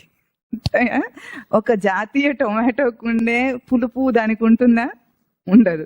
అంటే వర్ణ సంకరం కూడని పదార్థాన్ని కలిపితే చూడటానికి ముచ్చటగా ఉన్న దాని ఒరిజినాలిటీ పోతుందన్నమాట, సహజ లక్షణాలు అది కోల్పోతుంది. అటువంటి స్థితిలో సంకరం అంటాం మనం. ఇప్పుడు ఇక్కడ ఏమంటున్నాడు, ఒక కులం వాళ్ళు ఇంకో కులం వాళ్ళని పెళ్లి చేసుకుని వర్ణ సంకరం అవుతుందని అర్జునుడు అంటున్నాడు. నిజానికి ఈ కులం అన్న పదాన్ని మనం అర్థం చేసుకుంటే చేరటం. జీవుడు తన సచ్చిదానంద స్మృతితో చేరి ఉండాలా, లేదా విషయ జగత్తుతో చేరి ఉండాలా? చెప్పండి. అక్కడ ఎప్పుడైతే ఆ సచ్చిదానంద స్మృతిని వదిలేసి దాని మీద అసలు తెలివే లేకుండా బ్రతుకుతున్నాడో, విషయ జగత్తే సత్యం అనుకొని, అప్పుడు కులం మారిపోయిందా లేదా? వీడి కులం ఏమిటి? సచ్చిదానంద కులం వీడిది సత్యమా, లేకపోతే ఈ కులంలో వడ్రంగి అది ఇది ఏవో ఉన్నాయి. ఆ కులాలు సత్యమా? కులాలు ఏముంటాయి అసలు? పద్మశాలి కులం అంటూ ఇంకేమో కులాలు ఉంటాయి కదా, అలాంటి కులాలు. వైశ్య కులం ఉంటుంది, క్షత్రియ కులం ఉంటుంది, అటువంటి ఎన్నో కులాలు ఉంటాయి. ఇది సత్యమా జీవుడికి? లేకపోతే సచ్చిదానంద స్మృతితో చేరి ఉండటం సత్యమా? జీవుడిగా అది సత్యం. స్థూల దేహంతో ఎప్పుడైతే జన్మలోకి వస్తాడో వెంటనే కుల వ్యవస్థలు ఏవేవో వర్ణాశ్రమాలన్నీ అంటుకుంటాయి వీడికి. అయినా అవి సత్యమా సత్యమా అసత్యమా? లేదు, పుట్టిన తర్వాత వచ్చేవన్నీ సత్యమా? మళ్ళీ పోతాయి కదా, దేహాన్ని విడిచేయగానే ఇవన్నీ పోతున్నాయి. అంటే ఒకప్పుడు ఉండే ఒకప్పుడు లేనివి సత్యమా? కాదు. ఇప్పుడు వర్ణ సంకరం అప్పుడే జీవుడికి జరిగిపోయింది. ఎప్పుడైతే వీటిని అన్నిటిని ఆపాదన చేసుకున్నాడో అప్పుడు వర్ణ సంకరం అయిపోయింది. ఆ వర్ణ సంకరం అయిన దాన్ని ఇప్పుడు వర్ణ సంకరం అని స్థూల దృష్టితో చెప్తున్నాడు అర్జునుడు. ఒక్క కులాన్నితో కౌరవ కులంతో పోల్చి, కౌరవ వంశంతో పోల్చి ఇప్పుడు వర్ణ సంకరం అవుతుంది అంటున్నాడు. అంటే స్థూల దృష్టితో మాట్లాడుతున్నాడు గాని జీవస్థితికి ఎప్పుడో వర్ణ సంకరం అయింది. కాబట్టి స్వామి ఏం చేస్తాడు? ఆ జీవస్థితిని నిలపడానికి ప్రయత్నం చేస్తాడు గాని మనిషిని మాట్లాడి నువ్వు ఏ ప్రొఫెషన్ నీది, ఏ కులం నీది అని అడగడు స్వామి. అడుగుతాడా? భగవద్గీత బోధ ఎవరికండి? జీవుడికా, ఒక కేటగిరీ అయిన మనిషికా, ఎవరికన్నా ఒక వర్ణానికి చెందిన వాడికా?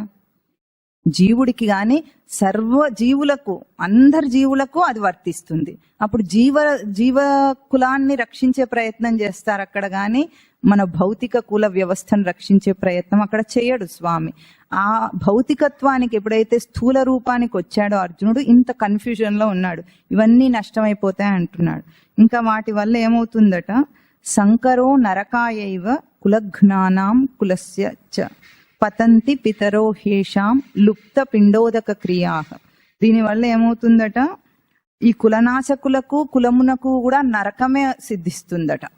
దానివల్ల పతంతి, ఇంకా ఏమవుతుంది? పితరహ, పితృదేవతలందరూ కూడా ఉత్తమగతికి వెళ్లకుండా, వాళ్ళకి పిండోదక క్రియలు ఉండకుండా, వాళ్ళందరూ ఉత్తమగతికి వెళ్లకుండా నీచగతులకు వెళ్ళిపోతారట అని చెప్తున్నాడు ఇక్కడ. అంటే ఎంత ఊహించుకుంటున్నాడు చూసారా? ఎక్కడెక్కడికో వెళ్ళిపోయాడు. ఇప్పుడు ఏమైంది? అందరూ చచ్చిపోవటం వల్ల వర్ణ సంకరం అయిపోయింది కాబట్టి వాళ్ళు కులధర్మాలన్నీ వదిలేస్తారు. ఆ స్త్రీల కంటే సంకరమైన స్త్రీలకు పుట్టిన పిల్లలందరూ సంకర జాతి పిల్లలే ఉంటారు కాబట్టి ఈ పిండోదక క్రియలు అనేది పితృదేవతలకు చేయరు. వాళ్ళు చేయనప్పుడు ఏమవుతుంది? వాళ్ళు అందరూ కూడా ఉత్తమగతికి వెళ్లకుండా నీచగతులకు వెళ్ళిపోతారని అంటున్నాడు. ఇప్పుడు మళ్ళీ ఇంకొకటి తీసుకొస్తున్నాడు అనమాట. అంటే స్టెప్ బై స్టెప్ ఎక్కడెక్కడికో వెళ్ళిపోయి ఏదో ఊహించుకుంటున్నాడు. దీంట్లో కూడా మనం సత్యం ఎట్లాంటిదో, ఇంకా ఇది ఈ కులనాశనం దేనికి దారితీస్తుంది? నరకమే ప్రాప్తిస్తుందట ఈ కులఘ్నులకు. అంటే కులనాశనం చేసిన వాళ్ళందరికీ కూడా అది నరకం కొరకే అని అంటున్నాడు. నరకం అంటే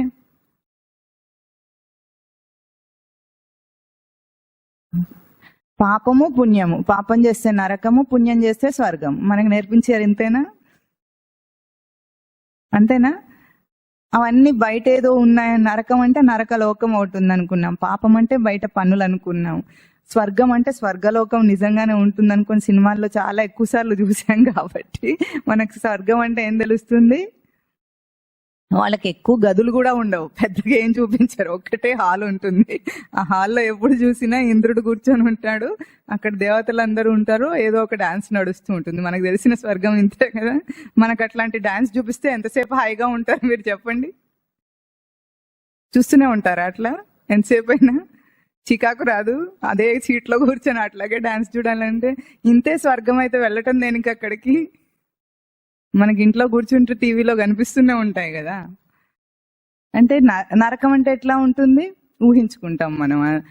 అక్కడ పెద్ద పెద్ద యమకింకరులు ఉంటారు, వాళ్ళందరూ యముడి సేవకులు ఉంటారు కదా, వాళ్ళందరికీ కూరలు మీసాలు పెద్ద పెద్దగా ఉండి వికృత రూపాలుగా ఉండి వాళ్ళందరూ ఏం చేస్తుంటారు? కొంతమందిని ఏమో మరిగే నూనెలో వేయించుతుంటారు, ఇంకా కొంతమందిని ముళ్ళతో గుచ్చుతూ ఉంటారు, ఇంకా కొంతమందిని నిప్పులతో కాలుస్తూ ఉంటారు. చెప్పి ఉన్నారు కదా మన వాళ్ళు, పెద్దవాళ్ళందరూ చెప్పారు కాబట్టి మనం చక్కగా ఇవే చూసాం సినిమాల్లో. నరకం అంటే అది అనుకుంటున్నాం. ఇప్పుడు చెప్పండి, నరకం అంటే మీకు ఏమర్థమైంది? ఇంతేనా? ఇందాక పాపం పుణ్యం ఎవరితో పోల్చి? మనతో పోల్చి, మన ప్రవర్తనతో పోల్చి పాపం పుణ్యం అని చెప్పుకున్నాం. ఇప్పుడు అట్లాగే స్వర్గ నరకాలని పోల్చి చెప్పండి చూద్దాం.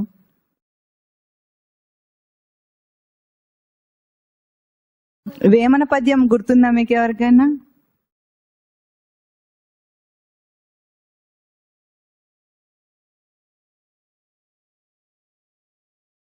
తన కోపమే, చెప్పండి మొత్తం.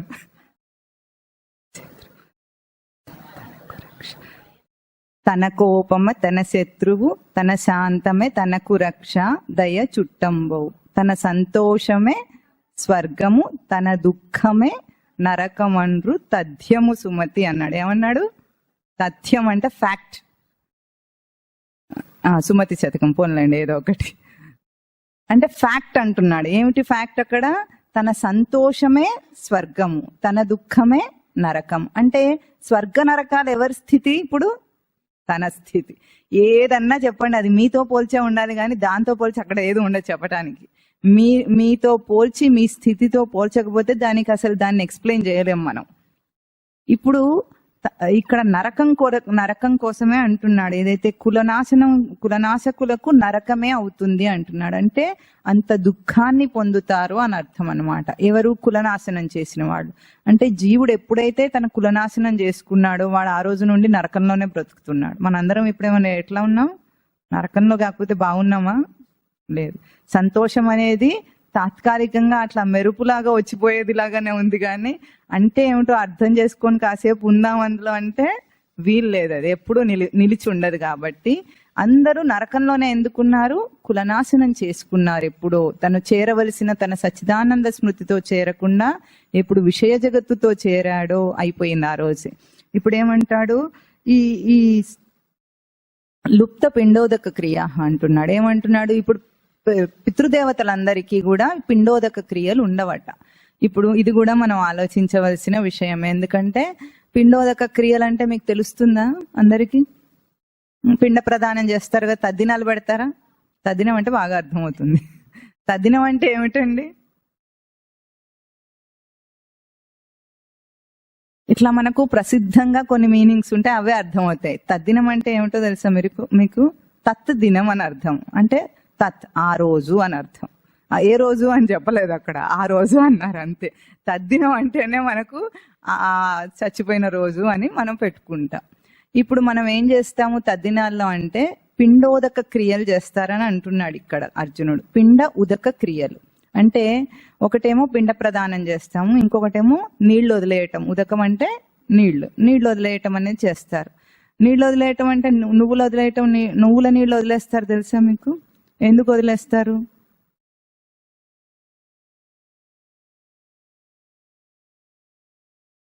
మాకేం తెలుస్తుందండి? పంతులు వస్తాడు, పిండం పెట్టమంటే పెడతాడు, పెట్టిన తర్వాత ముట్టుకో అంటే ముట్టుకుంటాడు. ఒకవేళ సెల్ ఫోన్లో మాట్లాడటంలో బిజీగా ఉన్నాడు అనుకోండి, ముట్టుకోవడం కూడా చేయడు ఆయన. తర్వాత కాసేపు ముక్కు పట్టుకొని ఆయన అంటాడు. అప్పుడు కూడా ఈయన బిజీగా మాట్లాడుతున్నాడు అనుకోండి, అది కూడా ముట్టుకోడు. తర్వాత పంతులు ఏమంటాడు? మమ అను అంటాడు. మమ అంటే నా యొక్క తండ్రి గారి తద్దినం అని అర్థం. ఇప్పుడు ఈయన బిజీగా ఉండి అంటం మర్చిపోయాడు అనుకోండి, సరిగ్గా వినకుండా, ఆ పంతులే మమ్మ అనేస్తాడు. అప్పుడు పంతులు గారు వాళ్ళ నాన్నగారికి పిండోదక క్రియలు వెళ్ళిపోతాయి. వీళ్ళ నాన్నకు ఉండదు. ఖర్చేమో వీళ్ళది, పిండం వీళ్ళది. ఎవరికి వెళ్ళింది అది? ఎవరు మమ్మ అంటే వాళ్ళకి వెళ్ళిపోయింది. మనకేం తెలియలేదు. మనమేమో తర్వాత కాస్త ఆలస్యంగా తినాల్సి వస్తుంది. ఆ రోజు గారెలు, అల్ల పచ్చళ్ళు, పాయసాలు చేసుకొని తినేసి వెళ్ళిపోయాం. ఇంతే జరిగింది పిండోదక క్రియలో. వాళ్ళు ఏమయ్యారు? పితృదేవతలకు ఏమందింది? వాళ్ళకు ఉత్తమ గతులు ఎట్లా వస్తాయి మనం పెట్టిన పిండ ప్రదానంలో అని మనం ఎప్పుడు ఆలోచిస్తారా? ఆలోచించు. అంటే అసలు ఏం జరుగుతుంది? ఇప్పుడు నువ్వుల నీళ్ళు ఎందుకు వదిలేస్తారు? ఇదివరకు చెప్పుకున్నామా మనం? చెప్పుకోలేదా? చెప్పిన గుర్తుంది వీడికి? సరే, ఏం చేస్తారు? నువ్వుల నీళ్ళు వదిలేస్తారు. ఎందుకు వదిలేస్తారంటే నువ్వులని సంస్కృతంలో ఏమంటారు? తిలలు అంటారు, తిలోదకాలు అంటారు. అవునా? తిలలు అంటే నువ్వులు, ఉదకం అంటే నీరు, తిలలు అంటే నువ్వులు. ఇప్పుడు ఎందుకు తిలలు అంటారంటే తిల స్నేహ అనే ధాతువు. నువ్వుల్లో ఏముంటుంది? నూనె ఉంటుంది. నూనె స్నేహం చేస్తుంది, అంటే జిడ్డు మనకు అంటుకుంటుంది కాబట్టి అట్లా అన్నారన్నమాట. ఇప్పుడు మనం ఏం చేస్తున్నాం? నువ్వుల నీళ్లు వదిలేసేటప్పుడు మన స్నేహాన్ని విడిచిపెడుతున్నాం అన్నమాట. జీవుడికి నీళ్లు వదిలేసి ఏం చెప్తాడంటే, ఇంకా నువ్వు ఉత్తమ గతికి వెళ్ళిపో. ఈ స్థూల దేహంతో బ్రతికినంత కాలము మాతో ఈ బంధాల్లో ఇరుక్కున్నావు. ఇప్పుడు నువ్వు ఇంక ఇరుక్కోవద్దు, వెళ్ళిపోమని పంపించేయాలి. లేకపోతే ఏమవుతుంది, ఆ జీవుడు ఇటు వెనక్కి రావడానికి ప్రయత్నం చేస్తుంటాడు. ఎందుకంటే ఇదే బ్రతికినంత కాలం ఇదే సత్యం అనుకోని బ్రతికాడు కదా, వదిలేయటం అంత సులభమేం కాదు. బంధాలన్నీ వదిలించుకోవటం, వెనక్కి తిరిగి రావడానికి ప్రయత్నం చేస్తూ ఉంటే పుత్రుడైనా పుత్రిక అయినా ఏం చేయాలి, వాళ్ళు వెళ్ళిపోమని వాళ్ళకి చెప్పాలన్నమాట. అంటే పిండ ప్రదానంలో ఉన్న మొత్తం కార్యక్రమం ఏమిటి, నువ్వు సూక్ష్మ రూపంలో ఉన్న జీవుడివి, ఈ స్థూల బంధాలన్నీ వదిలేసి నువ్వు ఉత్తమ గతికి వెళ్ళిపో, అంటే ఇంకా వేరే జన్మకు వెళ్ళిపో అని పంపిస్తున్నాడు. అట్లా చేయకపోతే వాడు ఉత్తమ గతికి వెళ్లకుండా ఇటు వాడికి లాగుతూ ఉంటాయి బంధాలన్నీ, లాగి వాడు పతనం అవుతాడు, ముందుకు వెళ్ళలేడు అని అర్థం అన్నమాట. ఇప్పుడు మనం చేసే ఈ తంతు కార్యక్రమం చూసారా తద్దినంలో, అక్కడ ఎక్కడైనా ఇలాంటిది ఏమైనా జరుగుతుందా? ఏం చేయట్లేదు. మనం ఏం చేస్తున్నాం మనకు తెలియటం లేదు. హిందూ ధర్మము చాలా గొప్పగా కొన్ని ఆచార వ్యవహారాలను పెట్టింది. దాన్ని చాలా మెకానికల్ గా, యాంత్రికంగా ఏమీ తెలియకుండా చేస్తాడు మనిషి. చేసి అయిపోయిందంటాడు, ఏమయ్యిందో తెలియదు వాడికి. ఇది చాలా గొప్ప విశేషం అన్నమాట. అప్పుడు ఏం చేయాలి, ఈ పిండ ప్రదానం చేసినప్పుడు పుత్రుడు గాని పుత్రిక గాని ఎవరైనా తప్పు లేదు, ఇద్దరు చేయొచ్చు. మానసికంగా కళ్ళు మూసుకొని కూర్చొని వాళ్ళు ఆ వ్యక్తితో, అంటే తండ్రి గారితో గాని తల్లి గారితో గాని స్నేహంగా గడిపిన కాలం ఉంటుంది చూసారా, ఆ గడిపిన ఆ స్థితులని కొన్నిటిని గుర్తు తెచ్చుకోవాలి కూర్చొని. ఇప్పుడు మీ తండ్రి గారితో మీరు ఎప్పుడైనా స్నేహంగా కలిసి ఉన్నారు కదా, అవన్నిటిని గుర్తు చేసుకొని అందులో సత్యం ఏమిటో ఒక్కసారి విచారణ చేయాలన్నమాట. ఎందుకు విచారణ చేయాలంటే, ఆ రోజు భౌతికంగా తండ్రి కొడుకు, తల్లి కొడుకు అనే బంధంతో బ్రతికాం. నిజంగా అది సత్యమా? ఎన్నెన్ని బంధాలన్నీ మనం ఏర్పాటు చేసుకుంటామో, ఎన్ని విషయాలతో, ఎంతమంది వ్యక్తులతో మనం బంధం ఏర్పాటు చేసుకుంటామో, అవన్నీ నిజంగా సత్యమా? అవన్నీ శాశ్వతంగా ఉంటున్నాయా, లేదా జీవుడుగా ఉండే బంధం శాశ్వతంగా ఉంటుందా అని విచారణ చేసుకుంటే ఆ జీవుడు కూడా దాన్ని అందుకుంటాడు. ఆత్మతత్వాన్ని విచారణ చేసుకుంటే ఆ జీవుడు అందుకొని సత్యాన్ని తెలుసుకొని వెళ్ళిపోతాడు. ఒక పుత్రుడు పుత్రిక అది అందించగలరు. ఎవరైనా మీకు చాలా దగ్గర బంధం ఉన్న వాళ్ళైనా సరే, మీతో స్నేహం ఎక్కువ ఉంటుంది కదా, అటువంటి వాళ్ళు ఎవరికైనా మనం కళ్ళు మూసుకొని అభౌతికంగా పిండ ప్రదానం చెయ్యాలి కూడా. అప్పుడు వాళ్ళకి ఏమందుతుంది, ఇది సత్యం అని అందుకొని అభౌతిక రూపంలో వాడు వెళ్ళిపోతాడు. దీన్ని షోడశ కర్మల్లో అంత్యేష్టి కర్మ అంటారు. జీవుడికి 16 కర్మలను విధించింది హిందూ ధర్మశాస్త్రం. దాంట్లో మొట్టమొదటి 3 కర్మలేమో జనన పూర్వ కర్మలు అంటారు, పుట్టక ముందు చేసే కర్మలు. తర్వాత చివరికి చనిపోయిన తర్వాత చేసేది అంత్యేష్టి కర్మ అంటారు. ఈ కర్మలన్నీ మధ్యలో 12 కర్మలు జీవితంలో దేహంతో ఉండగా చేసే కర్మలు. ఇవన్నీ ఏమిటంటే మనిషి ఉత్తమ స్థాయికి ఎదగటానికి హిందూ ధర్మం విధించిన కర్మలు ఇవన్నీ. అది మనం ఇప్పుడు ఉత్తమ గతికి వెళ్ళిపోతాడు. అదే సమయంలో మనం ఏమవుతామంటే విచారణ చేసుకుంటాం. ఇప్పుడు మనకు బాగా దగ్గరగా స్నేహబంధం ఉన్న వాళ్ళు చనిపోయినప్పుడు ఎంత బాధగా ఉంటుంది చెప్పండి, ఉంటుందా లేదా? అందరికీ ఉంటుంది. ఒక స్నేహితుడైనా, ఒక తండ్రి అయినా, ఒక మేనమామ అయినా, ఎవరితో బాగా బంధం ఏర్పరచుకుంటామో వాడు చనిపోయినప్పుడు మనకు బాగా బాధగా ఉంటుంది. కానీ తర్వాత ఏమైంది, కొన్నాళ్లకు మర్చిపోయి మనం మామూలు అయిపోయాం. అంటే అంత బాధాకరమైన విషయం వచ్చి మనకు ఒక విచారణనిచ్చి గుణపాఠం నేర్పించాలని ప్రయత్నం చేస్తే కూడా మనం విచారణ చేయకుండా ఏం చేసాము, దాటేసాము. దాన్ని దాటి ఆ బాధ నుండి బయటికి వచ్చాము. కానీ ఆ సంఘటన వృధా అయిపోయింది. మన జీవితంలో ఏ సంఘటనలు వస్తాయో సంఘర్షణతో కూడినవి, వాటన్నిటిని విచారణ చేయాలి. ఇక్కడ సత్యం ఏమిటి అని అక్కడ కనుక ఒక్కసారి మనం విచారణ చేస్తే మళ్ళీ ఆ సంఘటన మనకు రాదు. లేకపోతే మళ్ళీ ఇటువంటి వాటిల్లోనే ఇరుక్కుంటాడు. ఎన్నో కష్టాలు వస్తూనే ఉంటాయి. ఎందుకంటే నువ్వు ఆలోచించలేదు కదా దాని గురించి. మళ్ళీ అదే క్వశ్చన్ పేపర్ ఇస్తే అదే ఎగ్జామ్ రాయాలి. ఒకసారి రాసేస్తే ఇస్తారా? ఇవ్వరు. అంటే అన్నిట్లో కూడా ఇటువంటి విచారణ ఉంటుంది. ఇంకా పైగా మనం దాన్ని ఏమంటాం, శ్రాద్ధ కర్మ అంటామా? శ్రాద్ధం అంటే అది కూడా తిట్టే. నీ శ్రాద్ధం అంటారా లేదా?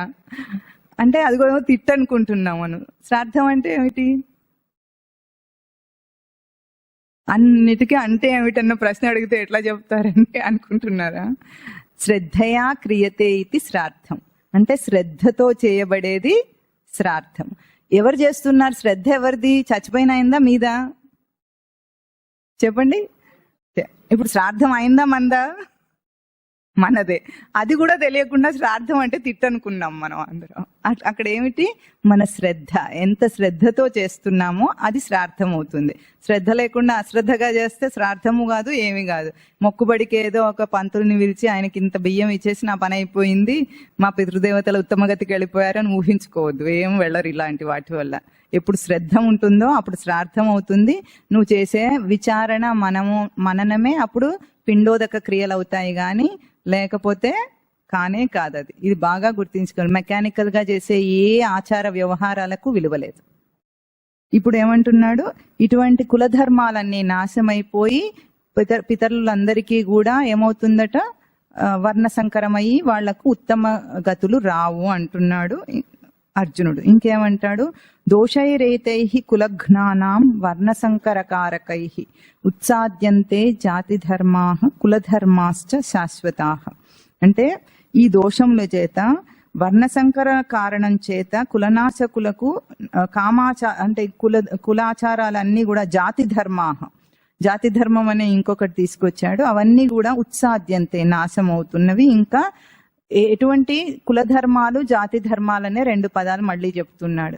ఇవన్నీ కూడా వీటిని ఏమంటున్నాడు, శాశ్వతాః కులధర్మాః జాతి ధర్మాః ఉత్సాద్యంతే. శాశ్వతమైనవట ఈ కులధర్మాలు జాతి ధర్మాలు అని అంటున్నాడు అర్జునుడు.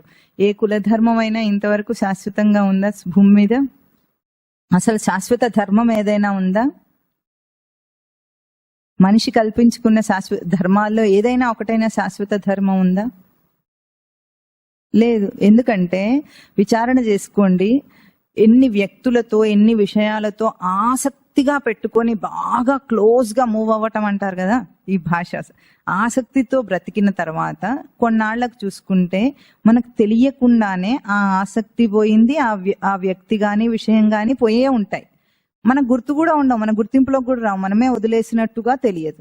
ఇప్పుడు చెప్పండి, అది ఆసక్తి ఉన్న రోజు ఏమనుకున్నాం మనం, దాన్ని అది లేకుండా నేను ఉండలేనన్నట్లుగా ఉన్నాం, ఆ వ్యక్తి గాని విషయం గాని. తర్వాత కొన్నాళ్లకు చూస్తే ఈ జీవిత ప్రవాహంలో పడి అవన్నీ ఏమైనాయి, ఒకప్పుడు ఉన్న స్నేహితులు ఉంటారు, వాళ్ళు తర్వాత స్నేహితులుగానే ఉన్నారు, కానీ మనం వాళ్ళతో కలవటం ఏమీ ఉండదు. ఈ సంసార ప్రవాహంలో ఈ బరువు బాధ్యతలు మోయటంలో అన్ని మర్చిపోతాం. ఒకప్పుడు ఎట్లా ఉన్నా, వాడు కనిపించకపోతే వాడితో మాట్లాడకపోతే నేను ఉండలేను అన్నట్టు ఉన్నాడు, అంతేనా? అట్లా ఉన్నవన్నీ కూడా ఈ రోజు వదిలేసి మనం ఉంటామా లేదా? ఎట్లా ఉంటాం? మామూలుగా సర్వసాధారణంగా ఉంటాం. అసలు కొంచెమైనా నష్టం వచ్చిందా మనకు ఎప్పుడైనా? ఏదైనా పోయినందువల్ల రాలేదు. అట్లాగే మనకు అడిక్షన్స్ ఏవైతే ఉంటాయో పిల్లలకు కానీ మనకు కానీ, వాటిని వదిలించే ప్రయత్నం మనం చేస్తామా? పిల్లలకైనా ఏదైనా అడిక్షన్ ఉంటే వదిలేయమని చెప్తామా లేదా? మనకు కూడా ఏదైనా ఉంటే తీసేసుకుంటామా లేదా? అది ఏ రూపంలో ఉన్నా సరే, సెల్ ఫోన్ అయినా, తాగటం అయినా, సిగరెట్లైనా, ఇంకేదైనా సరే అడిక్షన్ ఉంటే వదిలేస్తాం. కానీ వదిలేసేటప్పుడు విచారణ చేసి వదిలేయాలి. ఎందుకు విచారణ చేయాలంటే, ఒక్కసారి ఆలోచించండి, ఆ అలవాటు కాకముందు కూడా నేను ఉన్నానా లేనా? ఎట్లా ఉన్నా? మామూలుగానే ఉన్నా. నాకేమన్నా నష్టం కష్టం కలిగిందా? లేదు. ఆ అలవాటు అయిన తర్వాత అది లేకపోతే నేను ఉండలేను అన్నాను. అది వదిలేసిన తర్వాత కూడా నేను ఉంటానా ఉండనా? ఉంటాను. ఎట్లా ఉంటా? సర్వసాధారణంగా మామూలుగానే ఉంటా. మామూలు జీవితంలో పోల్చే చెప్తున్నాడు వీడు, ఇంకా లోతుగా తత్వపరంగా కూడా కాకుండా. ఇది విచారణ చేసి నేను ఉండుటకు దానికి ఏం సంబంధం లేదు. ఉందా? మనిషికి గాని విషయానికి గాని ఉందా? ఏ వస్తువుకి గాని ఉందా? ఏమీ లేదు. నేను ఏ పరిస్థితుల్లోనైనా ఉంటా. ఇది గుర్తించగలిగితే, నేనుండుటం అనే సత్యం బాగా అర్థమైన వాడికి జీవితంలో వచ్చే అయోమయ పరిస్థితుల్లో ఒక నిర్ణయం తీసుకోవటం అనేది చాలా సులభమవుతుంది. లేకపోతే ఎట్లా ఉంటాడంటే, కొన్నిసార్లు మనం ఏమనుకుంటాం, ఏం చేయాలో తోచట్లేదు, ఎట్లా చేయాలో తోచట్లేదు, ఏం చేయాలో తోచట్లేదు, అంతా వీడే చేసేటట్టు. ఇప్పుడు ఏమంటున్నాడు అర్జునుడు కూడా అదే అంటున్నాడు, అంతా మనమే చేస్తున్నాం అన్నట్టు. ఈ జరగబోయే విషయాలన్నిటికీ మనమే కారణం అవుతాము, మనమే పాపం చేస్తున్నాము అంటున్నాడు. ఎవరు మనం అంటే? అర్జునుడు ఇంకా కృష్ణుడి కూడా కలుపుకొని మనమే ఈ పాపం అంతా చేస్తున్నాము, మనకే తెలివి లేకుండా ప్రవర్తిస్తున్నాం అంటున్నాడు అర్జునుడు. ఏమిటి? జరగబోయే నాశనాన్నంతా తన కర్తృత్వ భారాన్ని వేసుకొని అహంకరించి మాట్లాడుతున్నట్లుగా ఉన్నాయి అర్జునుడి మాటలు ఇక్కడ అన్ని కూడా. ఇంకా ఏమంటాడు? ఉత్సన్న కులధర్మానాం మనుష్యానాం జనార్దన నరకే నియతం వాసః భవతీత్యనుశుశ్రుమ. ఎవరైతే ఇట్లా ఈ ధర్మాలన్నిటికీ నాశం కలిగించేలాంటి ప్రవర్తన చేస్తాడో ఈ కులధర్మాలు వాడికి తప్పనిసరిగా నరకమునందు వాసము ఏర్పడుతుందట. నరకే నియతం వాస భవతీతి అనుశుశ్రుమ. ఇట్లా పెద్దవాళ్ళు చెప్పగా నేను విన్నాను అంటున్నాడు. పెద్దవాళ్ళు కూడా లోకంలో చాలా నేర్పిస్తారు. కొన్ని ఎట్లా ఉంటాయంటే విషయాలు, ఒక కేటగిరీకి చెందిన వాళ్ళు, ఒక కులానికి చెందిన వాళ్ళు ఎట్లా ఉంటారంటే బయాస్డ్ మైండ్ అంటారు. అంటే వాళ్ళ ఆచార ధర్మాలన్నిటిని కూడా పరంపరగా పెద్దవాళ్ళు చెప్తుంటే కొన్నిటిని మూర్ఖంగా మూఢంగా ఉన్నా సరే అవే ఆచరిస్తుంటారు. శాస్త్రం ఇంకా గొప్పగా, ఇప్పుడు భగవద్గీత, వేదములు, ఉపనిషత్తులు లాంటి శాస్త్రాలు ఒక వర్గం వారికి చెప్పబడినయా, మొత్తం మానవ జాతికి చెప్పబడినయా? కానీ అటువంటి వాటిని చెప్తుంటే కూడా మా ఇళ్లల్లో ఇటువంటి అలవాట్లు లేవు అనేవాళ్ళు ఉంటారా ఉండరా? ఇప్పుడు మడి ఆచారాన్ని ఏదైనా చెప్పామనుకోండి, ఏమంటారు? మా ఇళ్లలో ఇటువంటి అలవాట్లు ఏం లేవు అంటారా లేదా? అది మనిషి ఆచరించాల్సింది, బ్రాహ్మణ కులం వాళ్ళని ఆచరించాల్సింది కాదు. మనిషి ఎవరైనా ఎదగాలంటే అటువంటిది ఆచరించాలి. ఒక మాంసం మానేయటం ఉంది, మాంసం తినే కులంలో పుట్టినవాడు ఏమంటాడు? మా ఇళ్లలో ఇట్లానే ఉంటుంది, ఏం కాదు ఇదంతా, వాళ్ళు అట్లాగే చెప్తారు అంటాడా అనడా? అంటాడంటే కులధర్మాలన్నీ కూడా ఆచరించి తీరాలి. ఈ శాశ్వత ధర్మం ఏదైతే భగవద్గీతలో చెప్పిందో అదేమో మనకు కాదు అని అనుకునే వాళ్ళు ఎంతో మంది ఉంటారు, అట్లా వాదిస్తారు కూడా. ఒకసారి మోరగుడిలో ఏమైందంటే ఒక ఒక ఎవరో వాళ్ళు తెలియదు, కొత్త వాళ్ళు వచ్చారు. వాళ్ళకి ఈ మాంసం తినకుండా ఉండటం ఎందుకు అనే దాని మీద చెప్తే వాళ్ళకు యుక్తి అర్థమైంది, ఏదో వివరణ చెప్పామో అది అర్థమైంది, బాగుందన్నారు. కానీ వాళ్ళకి ఏమిటంటే అక్కడ ఒక గుడి ఉంటుంది, అక్కడ ఏమిటి వాళ్ళు ఎప్పుడూ కూడా బలిస్తూ ఉంటారు. అయితే ఆయన ఏమంటాడంటే, మీరు చెప్తే నేను మాంసం తినటమైనా మానేస్తాను కానీ బలి ఇవ్వటం మాత్రం నేను మానేయను అన్నాడు. ఎందుకు? అది సనాతనమైన ఆచారం వాళ్ళ కులంలో. అది తప్పని తెలిసినా, పాపం అని తెలిసినా, జీవహింస అని తెలిసినా సరే అది చేయకపోతే ఏమవుతుందో అని వాళ్ళకి ఎటువంటి అనుమానాలు అంటే, ఇప్పుడు కరోనా వచ్చి మనిషి చచ్చాడు అనుకోండి, అది దేనివల్లనో తెలుసా మీకు? వాడు బలి ఇవ్వనందువల్ల. ఇంట్లో ఎవరికైనా జ్వరం వచ్చినా ఆ బలి ఇవ్వలేదు కనుక. అట్లాంటి మూఢ ఆచారాలు కుల వ్యవస్థల్లో ఇరుక్కునుండి ఇంకా ఏమంటాడు, ఇవి చేయకపోతే నరకే నియతం వాస, నరకంలో ఎప్పటికీ వాడు అట్లాగే ఉంటాడు, కులధర్మాలు జాతి ధర్మాలన్నీ వదిలేసిన వాడని. ఇక్కడ అర్జునుడు కూడా అట్లాంటి మూర్ఖపు వాదనతో దిగుతున్నాడు మాధవుడితో. ఇంకెవరితో మాట్లాడుతున్నాడు? జనార్దనుడితో మాట్లాడుతున్నాడు. జనార్దన శబ్దానికి అర్థం ఏమిటంటే జనులను హింసించేవాడని అర్థం. అదేమిటి? దేవుడు అంటే జనులను హింసిస్తాడేమిటి అంటే, జనులు కల్పించుకున్న విషయములను హింసించి జీవధర్మాన్ని నిలిపేవాడు జనార్దనుడు. అట్లా మనం ఎన్నో కల్పించుకున్నాం కదా, ఇవన్నీ లోకంలో ఇవన్నీ అంటించుకున్న ధర్మాలు. ఇవేంటి? ఉన్న ధర్మాలా అంటించుకున్న ధర్మాలా? అంటించుకుంది ఎప్పుడైనా ఊడిపోతుందా లేదా? మేకప్ వేసుకుంటే కడగాల లేదా? ఎప్పటికైనా అంతే. రుద్దుకున్నవన్నీ వదిలేయాలి ఎప్పటికైనా. ఎంత మేకప్ వేసుకున్నా సరే మళ్ళీ పొద్దున్నే లేచి దాన్ని స్నానం చేసి రుద్దేస్తారా లేదా? ఎంత సినిమా యాక్టర్లు అయినా సరే అట్లాగే ఉంచుకుంటారా? అట్లాంటివే మనము కల్పించుకున్న ధర్మాలన్నీ కూడా. వాటన్నిటికి వచ్చేసారి ఇంకా అతని ఇప్పుడు వాదం పూర్తయింది అర్జునుడిది. ఇంక ఇది మహా గొప్ప పాపం అని చెప్పి నేను యుద్ధం చేయనని కూలబడతాడు. ఇప్పుడు తర్వాత వచ్చే రాబోయే అధ్యాయంలో కూడా 10 శ్లోకాల దాకా స్వామి చెప్తూనే ఉన్నప్పటికీ నేనెట్లా యుద్ధం చేస్తా అనే అర్జునుడి ఒక చేతగాని స్థితిని బాగా మనకు కథనం చేసి చూపించింది మహాభారతం. ఎందుకంటే మనకు కూడా అటువంటి స్థితి వస్తుంది. అర్జునుడు మనందరి రిప్రజెంటేటివ్, ప్రతినిధిగా ఉన్నాడు అక్కడ.